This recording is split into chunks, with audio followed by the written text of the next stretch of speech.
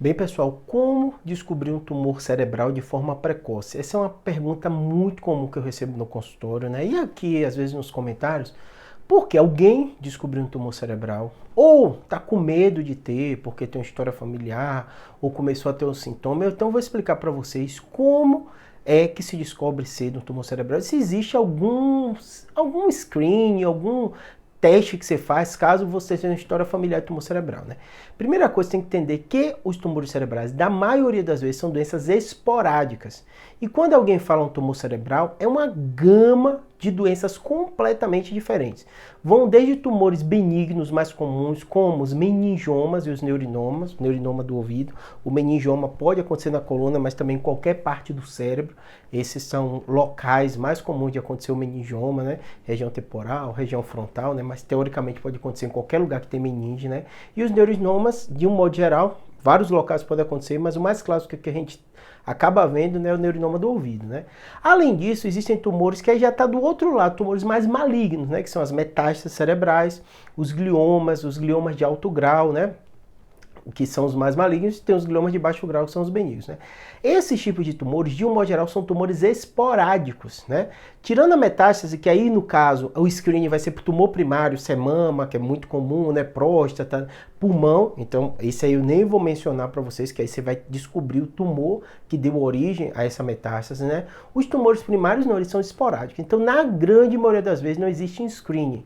Não é porque um familiar seu teve um tumor cerebral que você vai ter que fazer uma avaliação para o tumor cerebral. Existem exceções, existem algumas mutações genéticas, mas são muito raras. Geralmente, quando a gente vê, a pessoa não tem só o tumor cerebral, tem outros tipos de tumores associados, que de modo geral o paciente chega no oncologista, ele vai fazer uma série de testes, até teste genético, e vai descobrir e vai mandar fazer o screening na família, né? Por exemplo, neurofibromatose, tipo 2, né? E outros tipos de mutações, né, genéticas que propiciam você ter tumor. E nesse caso, você vai fazer screening para descobrir que tem ou não. E nas outras, não. Nas outras, normalmente é sintoma. Então, você pergunta assim, Júlio, o que é que eu tenho que ficar atento? Um sintoma. Sintomas diferentes. Dor de cabeça a gente sabe que é muito comum e muita gente tem, né? Mas se a dor de cabeça é nova, se ela mudou o padrão, se vem associado com alguma fraqueza em algum lado do corpo, se vem associada a crise convulsiva, que se vem associado com piora da visão dupla, né? Dificuldade de fala, derrubar os objetos, dificuldade para caminhar, ou seja, uma dor de cabeça com algum sinal focal é sim necessário você fazer o screening, você fazer um exame de imagem para descobrir o que está acontecendo, né? Se você tem essa mudança do padrão da dor, uma dor de cabeça nova, ou uma pessoa mais velha começa a ter dor de cabeça, também é motivo para você fazer. Isso a gente chama sinais de alerta. Então perceba, para você descobrir precoce, você tem que estar atento ao seu corpo, se você tem algum sintoma novo. Caso tenha, aí sim o médico vai fazer o exame, que de modo geral é a ressonância. Ressonância hoje é o melhor exame para a gente descobrir os tumores cerebrais.